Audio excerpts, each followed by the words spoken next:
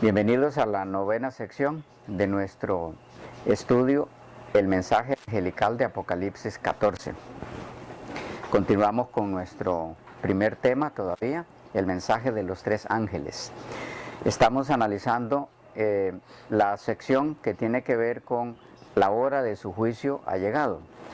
Decíamos a manera de resumen hasta aquí que para identificar cuál es esta hora de su juicio, necesitamos entender primero que el juicio de Dios hacia la humanidad se divide en tres etapas, en tres ocasiones, y que cada una de esas tres ocasiones tiene como enfoque tres grupos diferentes de personas, tres propósitos diferentes, uno para cada etapa, y también ocasiones diferentes. Estamos todavía en el análisis de la primera etapa. Decíamos que los que son juzgados en esta primera etapa, bueno, después de mencionar la ocasión, cuando se da esta primera etapa, de dónde a dónde va, ¿recuerdan? Desde el 22 de octubre de 1844 hasta el fin del tiempo de gracia, o hasta el inicio del tiempo de angustia. Estábamos en la sección donde mirábamos que los que son involucrados en este juicio para ser juzgados son aquellos que alguna vez en su vida aceptaron a Jesucristo como su Salvador personal, solamente ellos, y que así como en el tabernáculo terrenal donde esta actividad estaba simbolizada, no eran tomados en cuenta en el juicio juicio del día de expiación, que apuntaba hacia esta etapa del juicio que estamos analizando, que es la etapa del juicio investigador. En dicha ocasión no eran tomados en cuenta en el día de expiación aquellos que no llevaran cordero durante el año, lo que significa que para el día de expiación actual es lo mismo, solo son tomados en cuenta para ese juicio aquellas personas que aceptaron a Jesucristo en su vida en algún momento, ¿okay? Aquellos cuyos nombres fueron escritos en algún momento en el libro de la vida, y se toman en cuenta esos nombres para juicio para ver si permanecen en el libro, ¿okay?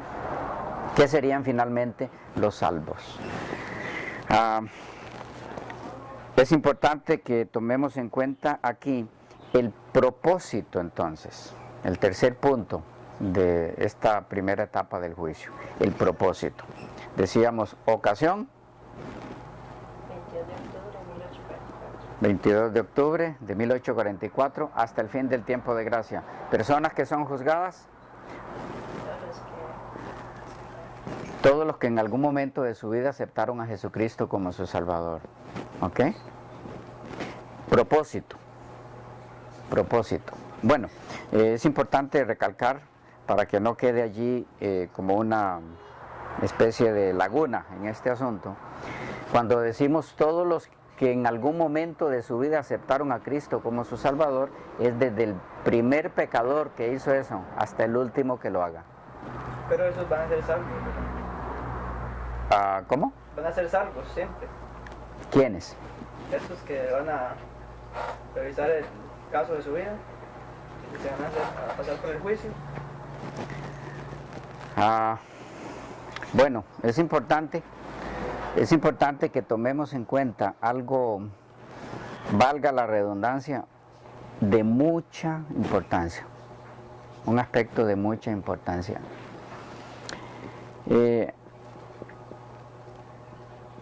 Y aquí quiero expresarles algo muy personal. Jesús es el mediador en esta primera etapa del juicio. Creo muy personalmente, hasta donde puedo entender la obra de Cristo por el pecador y la lucha de Cristo por la victoria del bien para beneficio de sus hijos eternamente, que Cristo nunca, el Señor Jesús nunca tomará para defender un caso que no vaya a ganar.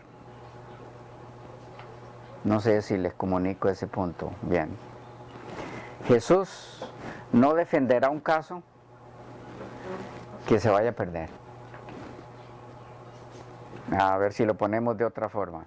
Todo caso, todo nombre, hagámoslo más específico, todo nombre defendido por el mediador, nuestro Señor Jesús, será salvo. Vamos. Él no va a defender un caso para perderlo. El acusador es Satanás.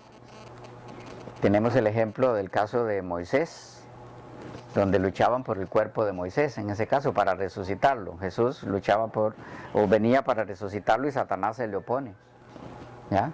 Seguramente señalando los pecados de Moisés y diciendo que no podía ser resucitado, tenía que mantenerse en su estado muerto. Pero Jesús lo resucita, ¿ok? Ese es otro tema que está argumentado también en otro de los videos titulado ¿Van los salvos al cielo? ¿Ok?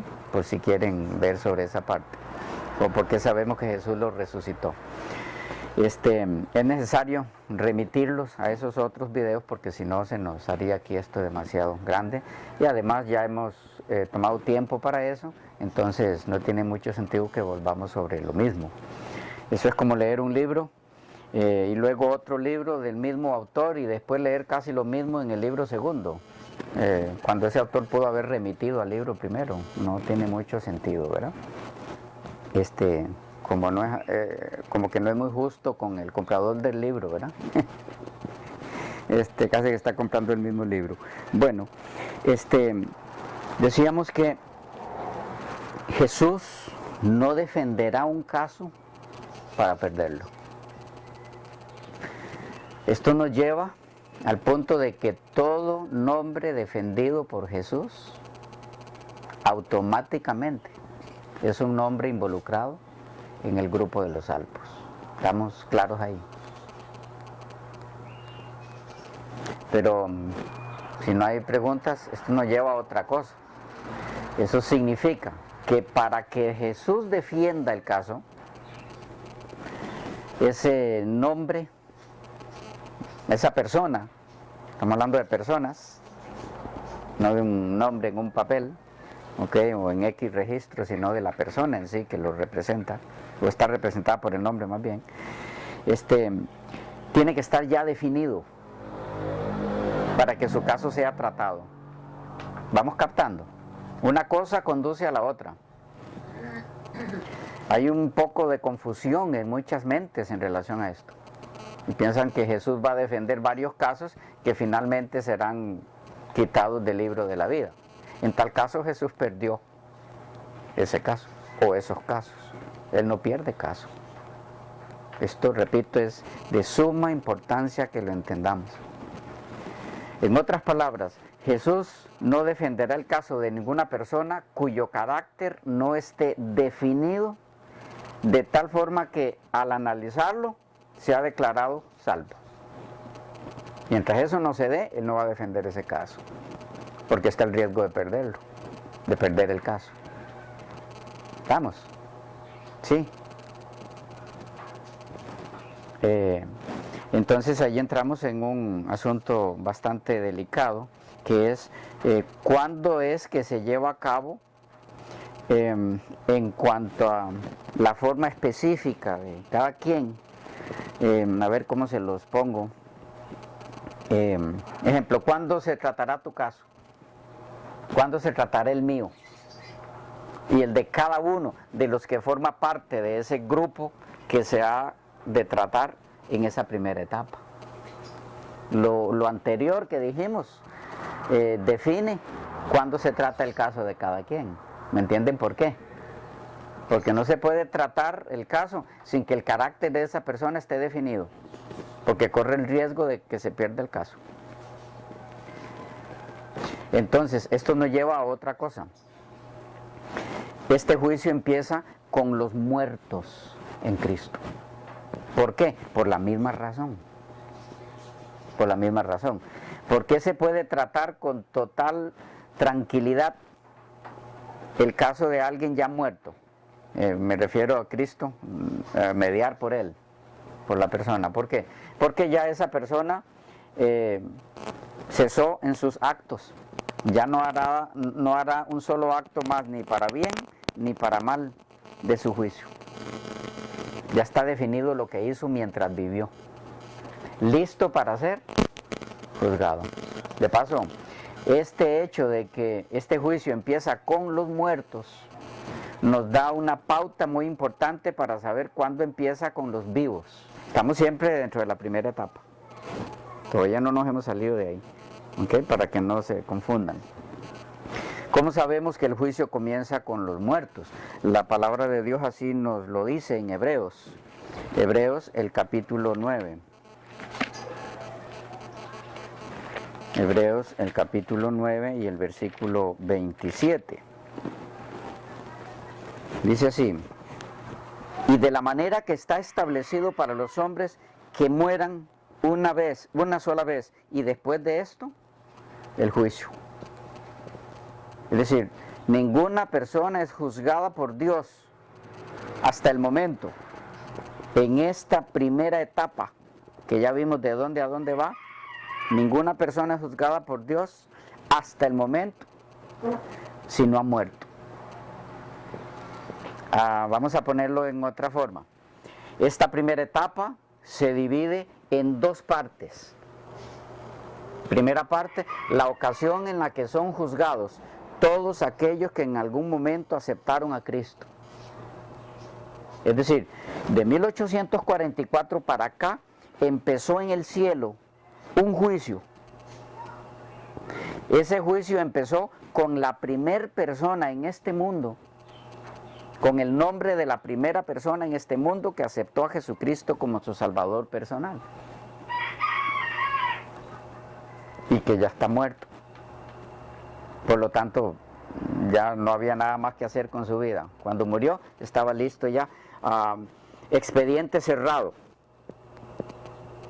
listo para ser juzgado. ¿Verdad? ¿Quién sería esa persona? Abel. ¿Ah? Abel. Abel fue el primer pecador que aceptó a Cristo como Salvador personal, el primer pecador en morir, después de haber aceptado a Cristo. Sí, puede pensarse, no, Adán fue el primero que pecó, no el primer pecador que aceptó a Cristo y murió. Ese fue Abel. ¿Captamos? Entonces ese juicio empezó con Abel. Y entre los que han muerto, entonces terminará esa lista con el último muerto en Cristo. ¿Ya? De ahí en adelante pasa a la segunda parte, no segunda etapa, para que no confundan. En esta misma etapa del primer juicio pasa a la segunda parte, que es el juicio de los vivos. Las dos partes dentro de la primera etapa, no le estoy confundiendo, ¿no? Ok, ¿cuándo pasa a los vivos? La forma más fácil de entenderlo es por qué empieza con los muertos. Repito, la forma más fácil de entender cuando este juicio pasa a los vivos en Cristo es entendiendo por qué empieza con los muertos. ¿Por qué empieza con los muertos en Cristo? Porque ya ellos están definidos en lo que hicieron. Ya no hay ninguna acción más de ellos, ni para bien ni para mal. Ya está el expediente cerrado, ya se puede tratar. No pueden hacer nada más que altere ese juicio. Solo se va a tratar lo que hicieron de allí para atrás. Eso indica que como Dios no hace acepción de personas, entonces la forma como va a llevar a cabo en esta primera etapa el juicio de los vivos va a ser bajo los mismos parámetros. Los va a juzgar a los vivos cuando su carácter esté definido. Así como juzgó o está juzgando a los muertos en Cristo después de que su carácter fue definido al morir. Okay, por favor, no confundamos nada de esto con que la persona al morir pasa ya a un juicio. No, ellos no se dan cuenta de nada de ese juicio que se está llevando a cabo. Ese juicio se lleva a cabo mientras ellos duermen. ¿Okay? sin estar ellos allá, donde se está llevando a cabo el juicio en el cielo. Entonces, ¿cuándo pasa a los vivos? ¿Me captaron cómo saber cuál es la pauta a partir de la cual saber cuándo empieza el juicio de los vivos? Cuando se ve algo similar a lo que hizo que el juicio empezara con los muertos. ¿Y qué es eso similar? Que el carácter ya está definido. ¿Cuándo estará definido el carácter de los vivos en Cristo? ¿Ah? Antes de la segunda venida. Tiene que ser antes de la segunda venida de Cristo, porque cuando Él viene ya ha terminado el juicio sobre ellos. Porque como leímos, viene con sus ángeles y los manda a recoger, así que ese juicio ya ha terminado. Entonces, si ya ha terminado antes de la segunda venida de Cristo, obvio, con mayor razón, tiene que haber comenzado antes de la segunda venida de Cristo. Es un asunto de lógica. ¿Y cómo saber cuándo comienza? Bueno, tiene que ser en un periodo cuando su carácter esté definido. Y solo habrá un periodo cuando en forma colectiva el grupo final del remanente de Dios estará definido como grupo dentro del esquema de los acontecimientos finales. Y es cuando ellos sean puestos como grupo remanente final a decidir si servir a Dios o servir a la bestia de Apocalipsis 13. ¿Okay? O a esas dos bestias en conjunto. Cuando se dé el decreto de que nadie puede comprar ni vender a menos que tenga la marca de la bestia. ¿Okay? Cuando ese decreto se dé, momentos antes de eso, el pueblo de Dios, el remanente final, tiene que estar definido para hacer frente a ese decreto con victoria. Para alcanzar la victoria sobre la bestia, ellos tienen que estar ya definidos sobre eso. Entonces, el punto decisivo que marca el momento en que el pueblo de Dios estará definido para cuando ese decreto se dé es la ley dominical. Okay. Algunos que tal vez nunca hayan escuchado sobre esto, puede ser que para ellos yo esté hablando chino, un lenguaje desconocido. Pero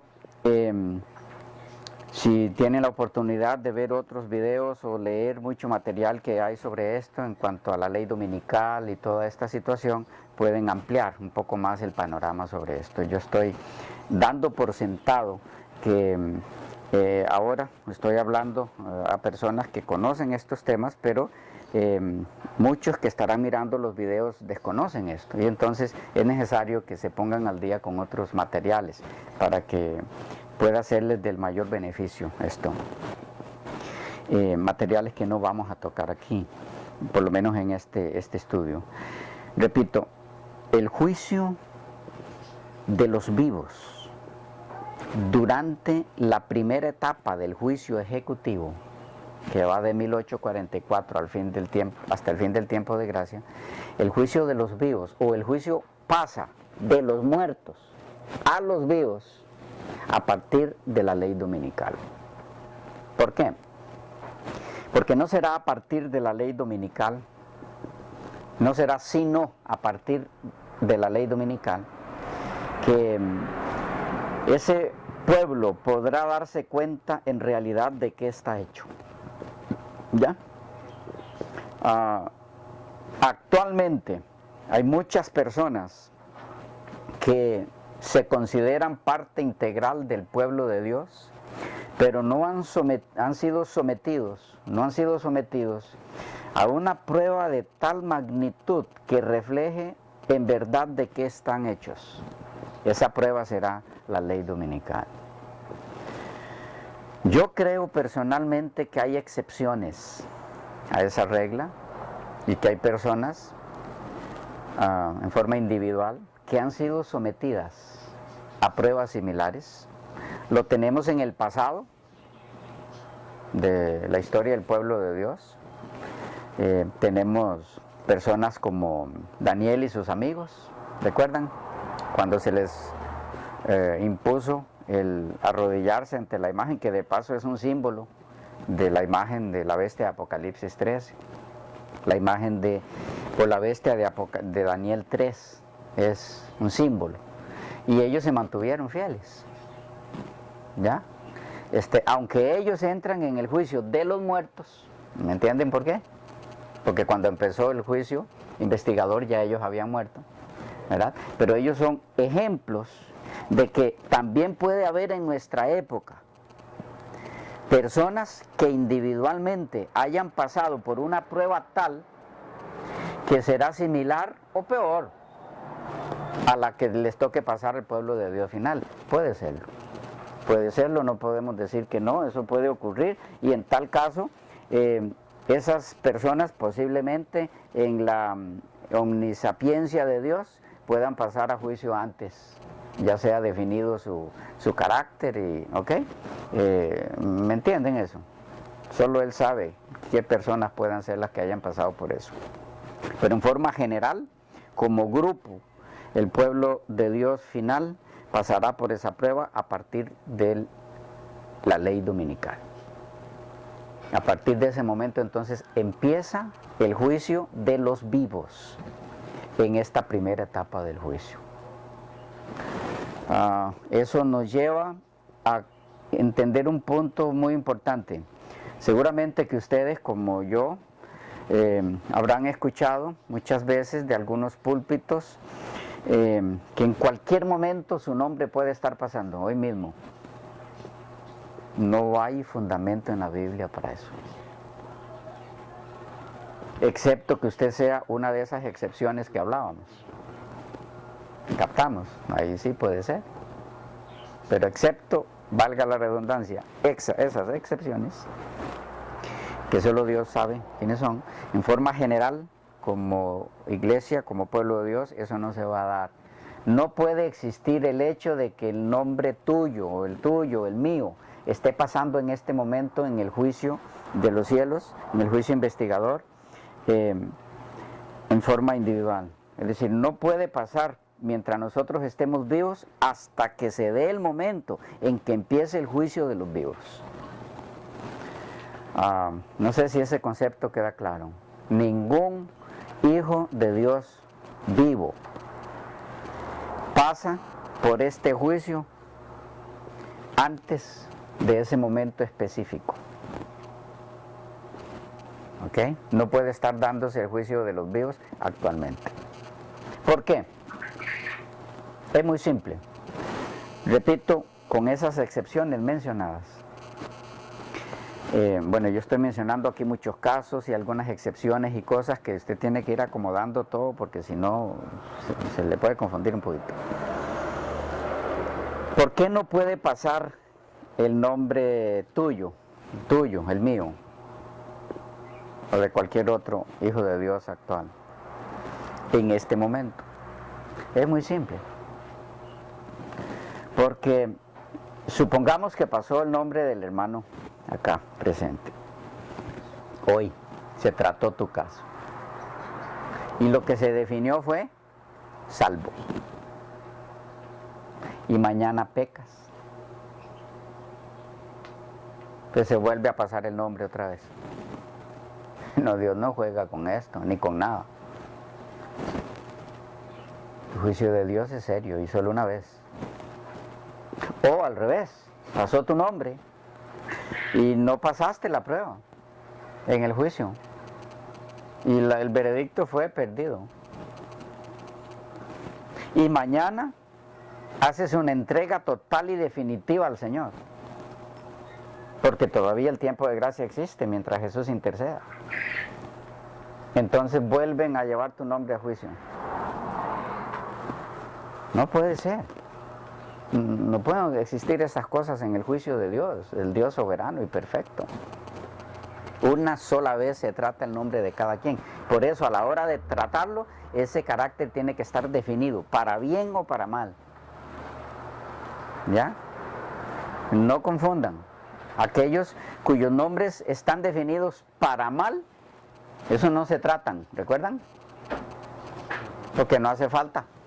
No hace falta llevarlos a juicio, ya están definidos. Si está condenado, no hace falta llevarlo a juicio para ver en qué condición queda. No, ya la condición la tiene. Lo que hace la diferencia en los que sí pasan a juicio es que pasamos de condenados a salvos. ¿Captamos? Pero si yo decido permanecer en mi estado de condenación, rechazando a Cristo como mi Salvador, el estado ya lo tengo. No tiene por qué variar nada en mi caso. Varía si acepto a Cristo. No olviden esa parte. Los que no aceptan a Jesús, su caso no se trata. Dice el texto del Evangelio, ya ha sido. Es lo mismo que decir, permanece condenado. Si su situación no cambia, sigue siendo la misma. ¿Ok? ¿Estamos entonces claros hasta allí? En esta primera etapa, en lo que tiene que ver con la ocasión y quiénes son los juzgados, porque nos falta la tercera parte, que era ¿cuál? El propósito. ¿Ok? El propósito. Entonces, pero alguna pregunta o inquietud, porque yo he tocado muchos puntos aquí que deben haber animado alguna pregunta. Sí, lo que todavía no tengo como bien claro es sobre el asunto. Se dijo antes en el principio que ese juicio es para los que algún día, de los que en alguna ocasión aceptaron a Jesús. ¿Y qué pasó con ese que aceptó a Jesús, pero después se devolvió? No es tratado. Entonces, digamos, ese no entra en ese libro. La pregunta es muy importante, ¿ok? Es inscrito en el libro de la vida, ¿ok? Al haber aceptado a Jesús como su Salvador. Pero los casos que se tratan son los nombres de las personas que no solamente aceptaron a Cristo, sino que se mantienen, ¿ok? Porque si es solo por la aceptación inicial de él, entonces Jesús tendría que defender muchos casos que va a perder. Personas que aceptaron a Jesús en una forma inicial, donde faltaban muchas cosas que acomodar en el camino y que las dejaron de camino. ¿Ya? Personas que recibieron cierta luz, tal vez en cuanto a qué es el plan de salvación, pero la luz que seguía, necesaria de entender, no la recibieron porque la rechazaron o algo sucedió en el camino y no siguieron esa luz, se desviaron. ¿Ya? Tuvieron la oportunidad, el Señor se las dio, pero fueron haciendo de lado esas oportunidades. No puede Jesús defender ese caso porque lo va a perder. A todas luces lo va a perder. ¿Ya? Entonces, por eso decía, es importante que entendamos, solo defenderá los casos de aquellos cuyos caracteres se hayan definido. Y el carácter de una persona se ha definido no en el momento en que acepta a Cristo. Allí empezó ese camino que lo lleva a definirse totalmente por Cristo o a detenerse en el camino. Por eso, frases de Jesús como el que pone su mano en el arado y mira hacia atrás, no es apto para el reino de Dios, pero la puso. Algunos dirán, no, por haber aceptado a Cristo, ya, automáticamente entra en el juicio, que automáticamente significa también que será salvo. ¿Ok? Si Jesús lo defiende. Pero entonces, ¿qué quiso decir Jesús con el que pone su mano en el arado y mira luego hacia atrás? No puede entrar en el reino de Dios, no es apto. Quiere decir que sí, yo puedo dar el primer paso, pero si no continúo hasta el final, ¿qué estoy haciendo? Mirando hacia atrás. ¿Ok? No soy apto para el reino de Dios. Se me dio la oportunidad, la tuve, inicié, pero no continué. Por eso, la victoria ofrecida para el final, para el pueblo de Dios, es para los que vencen. ¿Ya? No es para el que retrocede. El mismo apóstol Pablo dice, no somos de los que retroceden. Yo mismo, dice, hiero mi cuerpo y lo pongo en servidumbre, no sea que yo mismo, habiendo sido heraldo a muchos, venga a ser reprobado. Entonces se puede perder lo que inicialmente acepté, pero no mantuve. ¿Ok? Y es lo mismo que menciona él al escribir a los hebreos, ¿verdad? No sea que habiendo rechazado una salvación tan grande, habiéndola disfrutado, ahora ellos se volvieran hacia atrás. Entonces hay muchas áreas, ese no es el tema ahora, pero hay muchas áreas o muchas secciones en la Escritura donde nos dice que el que empieza y no termina no está incluido entre el grupo de personas por los que Jesús mediará para la definitiva y segura salvación. ¿Estamos? ¿Ok? ¿Alguna otra inquietud en ese sentido? ¿Estamos claros? Hemos tocado puntos muy delicados y que tienden a confundirse mucho. Bueno, tengo otra, pero no sé si será para otro tema, igual a eso. Entonces, el que aceptó a Jesús queda inscrito en el libro de la vida. Se inscribe en el libro de la vida, sí, pero el que yo sea inscrito en el libro de la vida no me garantiza la permanencia. Ah, correcto, entonces en el momento en que se fue, automáticamente quedó borrado el libro. Por eso Jesús dice sobre sus hijos, no borraré su nombre del libro de la vida. Pero la pregunta en sí, ¿cuándo se borra? ¿Cuando se devolvió o cuando murió?